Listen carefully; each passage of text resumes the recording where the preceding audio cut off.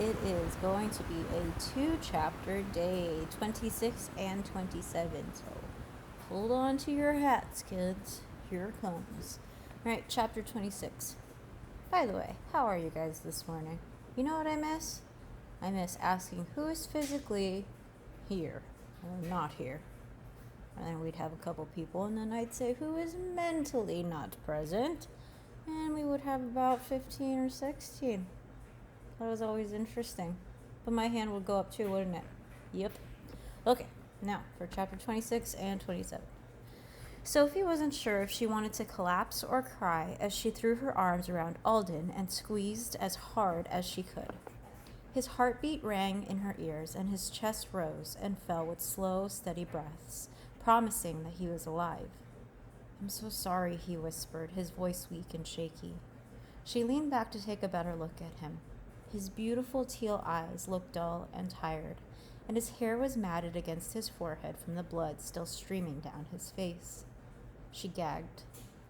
Alden wiped his cheek, frowning when he saw the red on his hand. "It's just a cut," he told her, as he pressed his palm against the wound. "No reason to worry." "Here," Krikor said, handing him a Medicitian flask shaped like a star. Inside was a thick gray sludge, and Alden smeared some onto his forehead.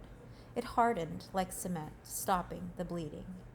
"Thank you, my friend," he said as he gave the flask back. Krikor nodded. "Are you really okay?" Sophie asked. "I'm perfect. Well, other than this burn." He showed her his blistered hand. Sorry, excuse me. Did you guys hear that? I think I burped. I know I burped, but I don't know. I think it was recorded. But now, who cares? Because I just told you I burped. Anyway, Sophie's palm looked about the same, and Krikor offered no remedy. She pressed the tender skin against the metal floor, letting the chill soothe the burn as she asked, "What happened?" "Finton drew the warmth from my body and used it to burn me." "Us," he corrected, pointing to her hand. "Are you okay?" "I've had worse." "Yes, I suppose you have." He turned to where Finton sat slumped against his chair, babbling and staring at nothing. "You fool! Was this really worth it?" Finton didn't answer. Sorry. "Did you learn anything from him?" Sophie asked quietly. "Unfortunately, no. He did a very good job burying anything he didn't want us to see. The extra energy you sent was able to sweep away his defenses, but the burn broke my concentration before I could focus the images, and when I fought my way back in, his mind shattered and dragged me under.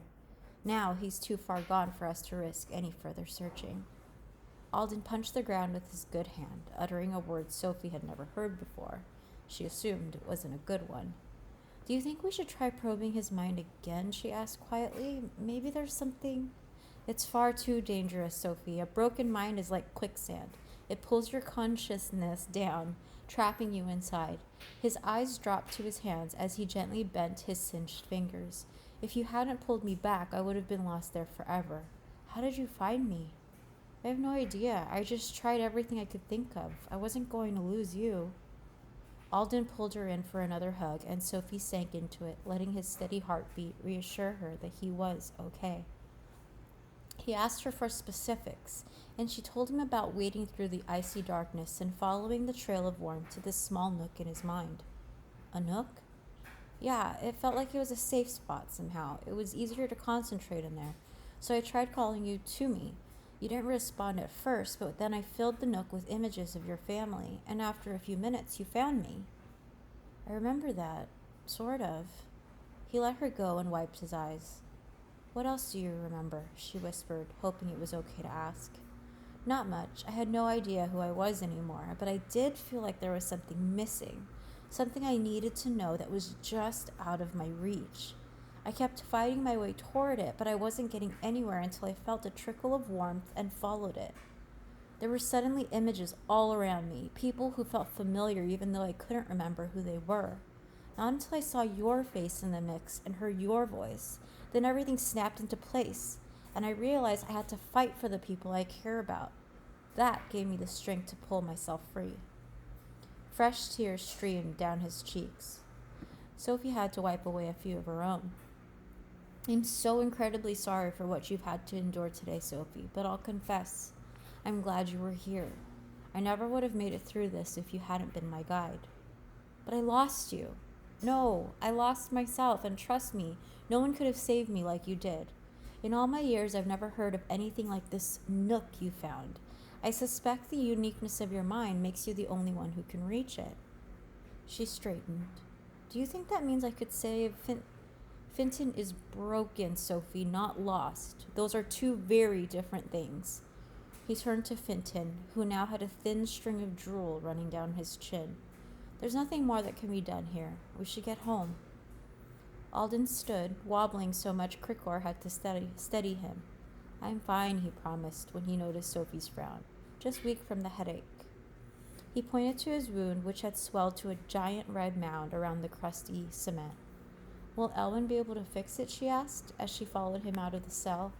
I have yet to encounter an ailment that Elwyn can't heal, though you've seemed determined to stump him these last few months. Sophie forced a smile. She could have done without the reminder about her latest medical problem. She was still hoping it would go away on its own. Krikor closed the door, muffling Finton's moans. He handed them their balefire pendants and pointed to the left. I trust you can find your way to the exit. I need to tend to the prisoner. Of course. Alden gave him back the Magicidian water flask and bowed his head, wincing slightly. We cannot thank you enough for your assistance. Krikor nodded, shoved the flask somewhere in his shaggy fur, and returned to Finton's room. Finton's faint, broken laughter filled the hall before the door closed, and Sophie had a horrible feeling the sound would haunt her nightmares for months to come. She kept her head down as she turned to follow Alden through the curved hallway, but a nagging thought kept repeating with every step. They were leaving with nothing. They'd gone all that way, risked Alden's sanity, broken Finton's mind. For what? Nothing. Nothing. Nothing. The tiny pieces they'd learned couldn't have been what the Black Swan wanted. Their clues always led somewhere, gave her something new to go on. Alden had to have been wrong. The clue had to mean. Sophie's head snapped up, her eyes searching the glowing red letters over the doors, hoping she hadn't already passed the most important one. She read name after name, most so long and foreign she couldn't begin to pronounce them, and just when she was starting to give up, she spotted the one she needed. Prentice Endall. She knew Prentice's mind was supposed to be useless, but Prentice had been a keeper. He knew how to tuck away secrets away in unreachable places. Maybe the Black Swan had even trained him to do that, and that's why they sent her the clue. What's wrong? Alden asked as she stopped walking. Are you... His voice trailed off as his eyes found the name over the door. Sophie braced for another lecture, but Alden just stared at the glowing letters, turning paler by the second. They stepped toward the porthole without a word, almost like it was drawing them to it. Sophie had to work up the courage to peer through. The room was small and dim, with padded walls. A hunched figure in some sort of tangled-looking straitjacket sat on a narrow bed, swaying lightly from side to side. His dark skin was slicked with sweat, and his glazed eyes twitched as he muttered to himself. He didn't deserve this, Alden whispered after a minute. I shouldn't have let... His voice cracked. Sophie thought he was going to cry, but instead he shouted, Why didn't you tell me the truth? I would have understood. Prentice didn't respond. He didn't even blink. Just kept swaying and muttering and twitching like he really was as useless as Alden claimed. But he had to be the answer. Had to be. Nothing else fit the clue, and when would she have another chance to probe the mind of someone from the Black Swan?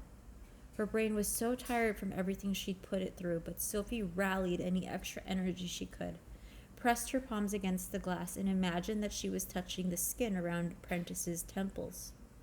What are you doing? Alden asked as she closed her eyes. Sophie didn't answer. The last thing she heard was Alden shouting, Don't! Then the rest of the world faded away, and she pushed her thoughts into Prentice's mind. Let's see what happens. Chapter 27. At first, all Sophie felt was thick, scratchy, black, poking and prodding and pressing against her mental barriers.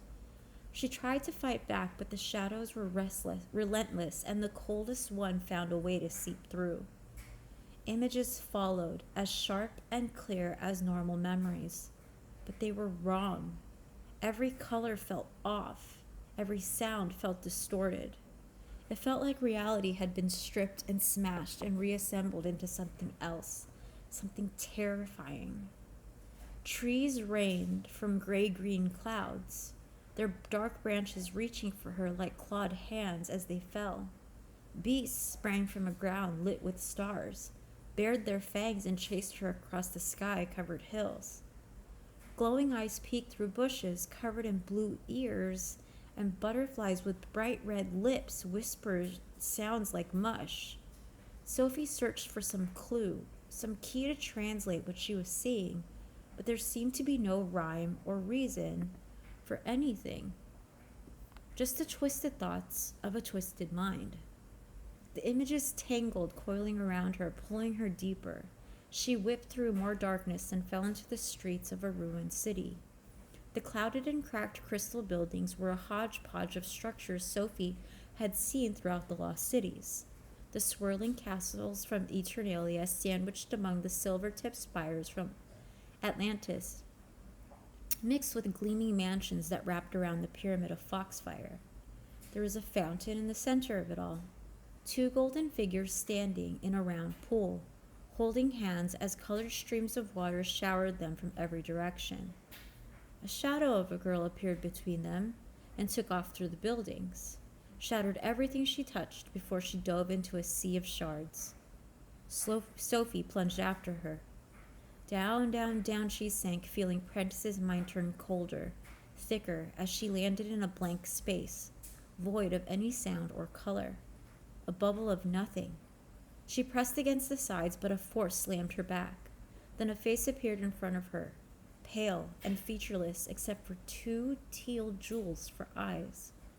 The more she stared into them, the more her head spun, until she couldn't tell which way was up or down, or where she'd come from, or how to get back. No reason to worry, the face whispered as laughter erupted around her. The sound was young and childish at first, then deep and dark as the face shattered to a million tiny flecks that surrounded her, stinging like needles. Some part of her knew she wasn't actually being touched, but that didn't make the pain any less real. She wanted to scream or cry or call for help, but she had no mouth, no voice. She was just a blip of consciousness, a bodiless mind. The needle of light turned electric, zapping with tiny shocks over and over until the only reality she knew was their pain, pricks and pain.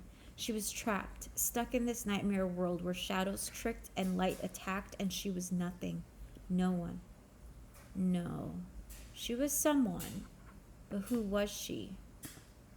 It was a question she used to know, but the answer felt like it had been erased by the panic and pain shoved out of her reach beyond the burning lights.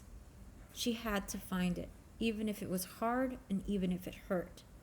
She pushed through the shards of light, letting them scrape and singe and strip more of her consciousness away. And then she was falling again, down, down, down, with no end in sight, dropping so far she knew she'd never pull herself up. But without the tormenting stings, she found the answer to her question. I am Sophie Foster. She transmitted the words to make them more real, and a thin strand of white light cut through the black. She wrapped her mind around it, clinging to the lifeline and hovering in the dark with no idea where to go or what to do. The cord of light flickered. Then a whisper of warmth trickled around her, building to a hum as the shadows bent and twisted into a shape. A dark bird. A black swan. It spread its wings and dove. Sophie watched it fall, wondering if she could trust it. Let the past be your guide. She released her hold on the strand of light, falling so fast, so hard she caught up with the swan.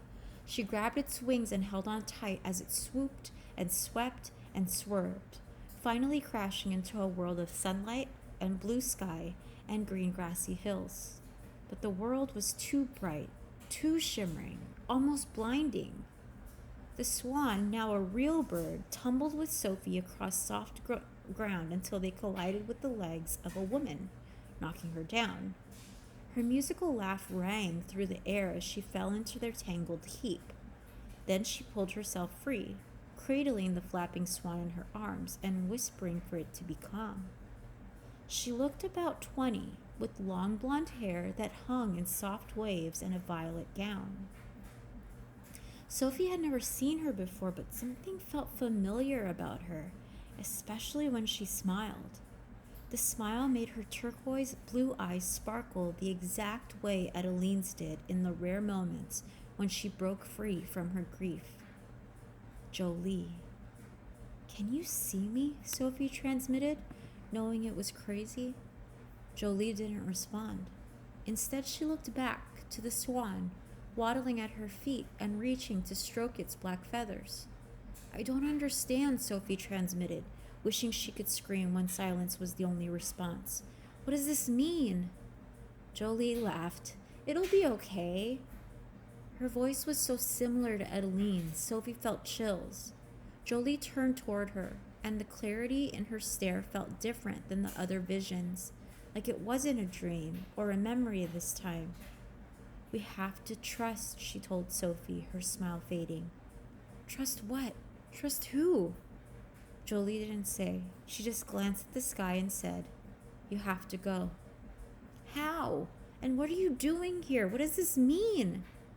Jolie swept up the swan with long, graceful arms and tossed it to the bright white clouds. "Follow the pretty bird across the sky." The swan spread her wide black wings and flapped as the scene splintered to dust, but the shadows that rushed in pushed Sophie up instead of down.